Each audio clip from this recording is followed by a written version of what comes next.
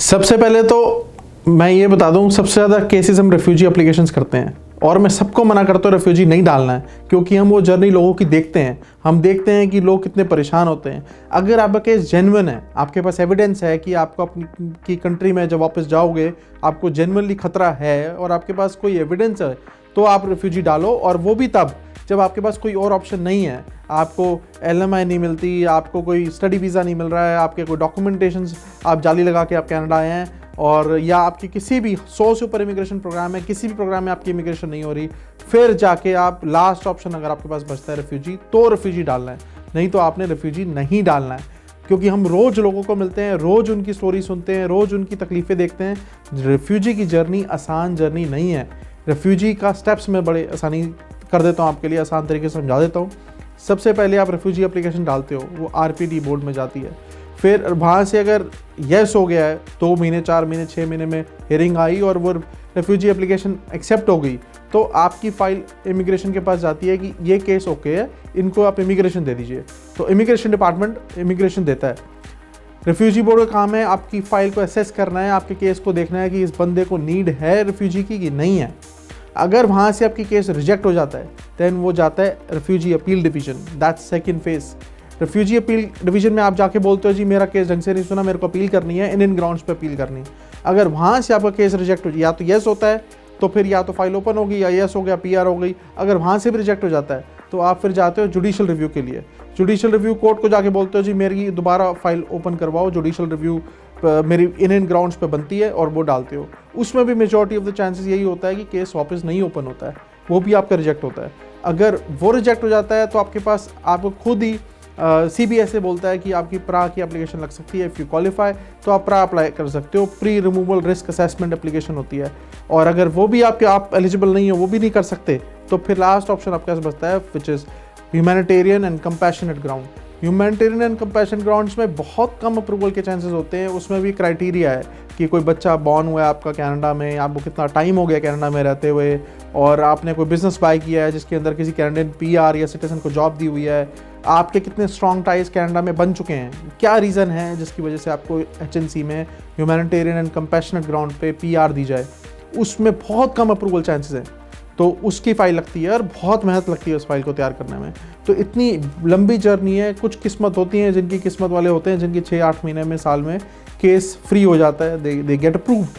लेकिन मेजॉरिटी को 5 साल 6 साल 7 साल लगते हैं। मैंने लोगों को 12-12 साल भी यहाँ पे इस पूरी जर्नी को जीते हुए देखा है। अब ये सोचो कि इस जर्नी में ना वो वापस जा सकते हैं, ना कईयों की तो फैमिली उनके साथ ही नहीं है, उनकी फैमिली बैक होम है और वो अकेले यहाँ पे वो जर्नी जी रहे हैं। जिनकी फैमिली साथ है तो वो बिना स्टेटस के इस कंट्री में जी रहे हैं, ना वो घर ले सकते हैं, और 50 प्रॉब्लम्स हैं।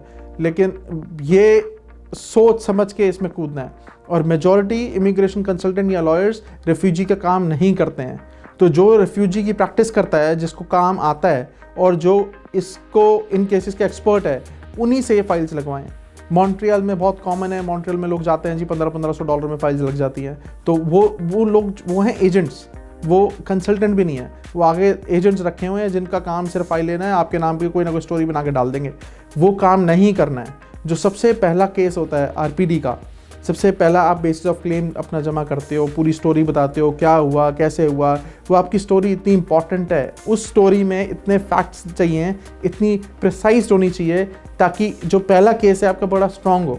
अगर RPD वाला पहला केस सिर्फ फॉर्मेलिटी से डाला हुआ है कि किस्मत को टेस्ट करते हुए, तो अपील के लिए भी ग्राउंड नहीं बचता है। अगर आपका केस पहला जो डाला है RPD में, आपने BOC सबमिट की हुई है, अपनी स्टोरी दी है, उसके एविडेंस आपने अच्छे से दिए हैं, तो अच्छे ग्राउंड्स मिल जाते हैं अपील डालने के लिए।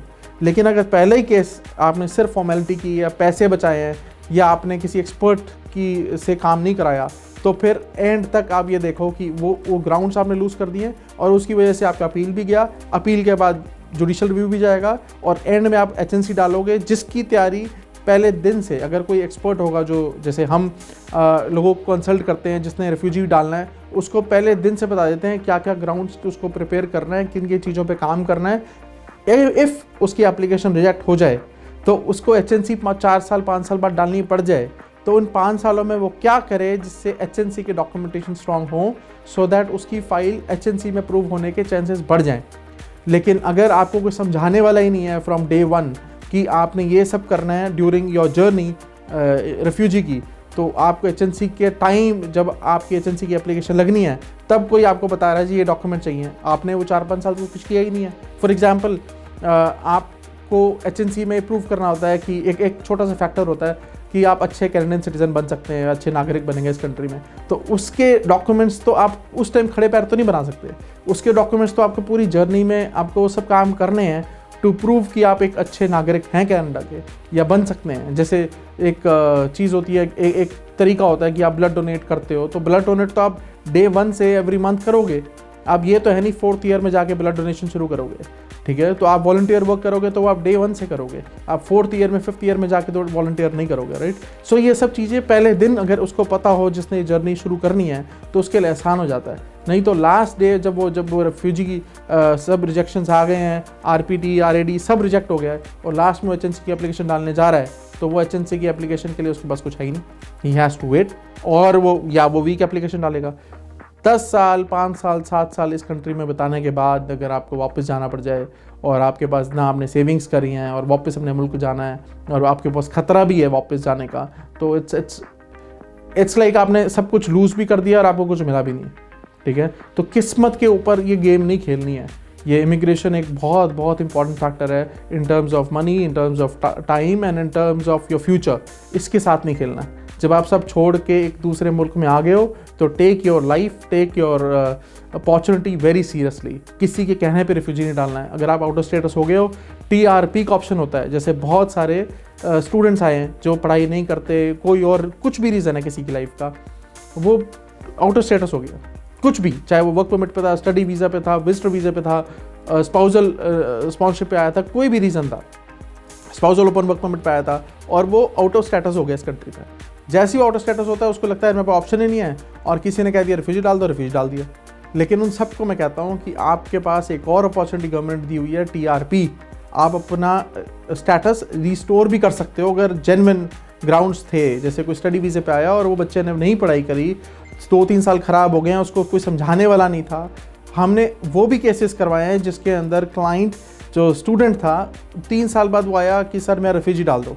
हमने कहा नहीं रिफ्यूजी डालना है, तेरे को स्टडी वीज़ा दोबारा रिस्टोर करा सकते हैं। उसका स्टडी वीज़ा दोबारा कॉलेज में एडमिशन कराया, स्टडी वीज़ा की एप्लीकेशन उसकी तैयार थी, उसका स्टडी वीज़ा दोबारा रिस्टोर करा के उसको दिया।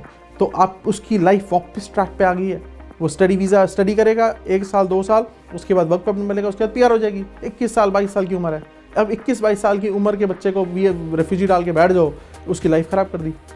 तो ऐसे कोई भी लोग हैं जिनको रेफ्यूजी डालने की किसी ने सलाह दे दी या वो डालना चाहते हैं, वो सबसे पहले हमारे पास आ जाए। कोई फ़ीस नहीं है, डिस्कस करें अपना केस। अगर जेन्युइन हैं तो मैं सलाह दूंगा डालो, और जेन्युइन नहीं है या आपका केस समझ के मैं कह दूंगा मत डालो। अगर आपको ट्रैक दिखा दूंगा नहीं डालना है तो क्या क्या करना है, तो ये उनके काम आता है।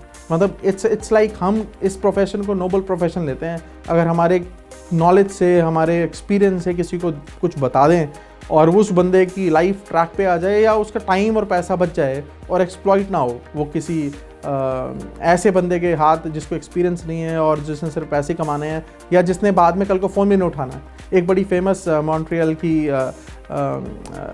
काउंसिल थी, मैं उसका नाम नहीं लूँगा, लेकिन बहुत देसी अपने बंदों ने, पंजाबी लोगों ने और बहुत सारे इंडिया पाकिस्तान के लोग आए हुए, उन्होंने उसके थ्रू रिफ्यूजी के केस फाइल्स डाले मॉन्ट्रियल में और उसको अभी सस्पेंड हुआ उसका लाइसेंस। और लोगों से किसी से 1500 ले लिए, किसी से $7,000 लिए, किसी से 10,000 ले लिए, किसी से 5,000 ले लिए। अपने उसने बंदे छोड़े हुए थे, वो पकड़ पकड़ के लाते थे और हर किसी को कहते हो रिफ्यूजी डाल दो, रिफ्यूजी डाल दो। और एंड में आफ्टर उस ऐसा सुना है कि हज़ारों के केसेस थे उसके पास, हज़ारों ऐसा सुना है जिसमें लोगों के पैसे लेके she has gone, she is not answering calls, she is not answering emails, उसके पास लोगों के डॉक्यूमेंट्स थे ओरिजिनल। और जिसका रिफ्यूजी केस लगा उसने हमने सारे डॉक्यूमेंट्स एविडेंस इसको पकड़ाए हैं और ये अब टच में नहीं है। तो अब उन लोगों के रिफ्यूजी केस चल रहे हैं, तो एविडेंस कहाँ है, वो दोबारा ओरिजिनल डॉक्यूमेंट्स कहाँ से आएंगे। तो ऐसे लोगों को फेस करना पड़ रहा है अगर आप किसी गलत बंदे के हत्थे चढ़ गए। तो जब भी रिफ्यूजी का नाम आए तो आपने सबसे पहले किसी भी एक्सपीरियंस्ड बंदे के पास जाना है जिसको तजुर्बा है। आपने इस मामले में बाकी सब एप्लीकेशंस में आप पैसा देखो, बाकी सब एप्लीकेशंस में आप देखो कि कौन पैसे ज़्यादा ले रहा है, कम ले रहा है। लेकिन ये स्पेसिफिक जो कैटेगरी है रिफ्यूजी की, ये लॉ है पूरा। इसके अंदर आपने पैसे नहीं देखने, इसमें आपने देखना है तजुर्बा, वो बंदा काम कर सकता है कि नहीं, नॉलेज कितनी है। क्योंकि एंड ऑफ द डे अगर आपने इसमें पैसे बचाए या इसमें आपने अनएक्सपीरियंस बंदे के पास चले गए to get your things done, और उसने एक्सपेरिमेंट कर दिया आपकी इसके ऊपर, और उतनी मेहनत नहीं करी, उतने केस लॉस नहीं पड़े, उतना प्रिपेयर नहीं कराया आपको जितना कराना चाहिए था, तो एंड ऑफ द डे उसका कुछ नहीं जाना है, आपका जाना है। आपका time, energy, away from family और स्ट्रेस, ये सब आपका दाव पे लगा हुआ है।